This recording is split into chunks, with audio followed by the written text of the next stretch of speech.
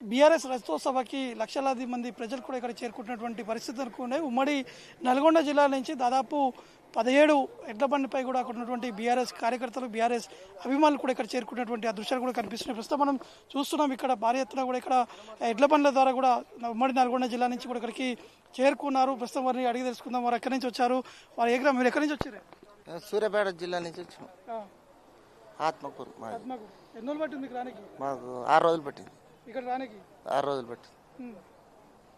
అంటే ఎందుకు? కేసీఆర్ మాకు అభిమానం, కేసీఆర్ సార్ అంటే అభిమానం అని వచ్చాం. మీరు అదొకటే గ్రామమా? మాది అదే రామవిస్తండ, సూర్యాపేట జిల్లా, ఆత్మకూరు మండలం అండి. ఇప్పుడు మేము మాకు కేసీఆర్ గారు ఉన్నప్పుడు 10 సంవత్సరాలు నీళ్లు నిధులు మంచిగా ఉన్నాయి. ఇప్పుడు ఏమైనా ఈ 16 నెలలు అయింది, కనీసానికి మాకు చెంచా నీళ్ళు రాలేదు, పశువులకు మేత లేదు, మేము ఎడ్లకు మేత లేదు.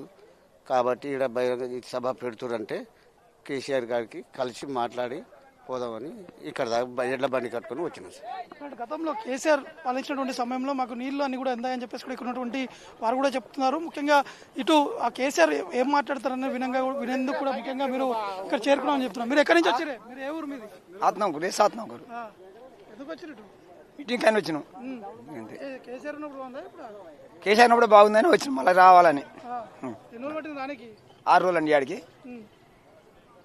మొత్తం ఎడ్ల బండ్లు కూడా చూస్తున్నాము. ఎడ్ల బండ్ల ద్వారా ఇక్కడికి చేరుకున్నారు. దాదాపు 6 రోజుల పాటు సమయం కూడా పట్టిందని చెప్పేసి ఇక్కడ ఉన్నటువంటి వీరందరూ కూడా చెప్తున్నారు. అంటే కేసీఆర్ పై ఉన్నటువంటి అభిమానంతో మేము ఇక్కడికి చేరుకున్నామని చెప్పేసి కూడా వారు కూడా చెప్పడం జరుగుతుంది. కెమెరామెన్ సునీల్తో నవీన్, ఎల్కతుర్తి నుండి.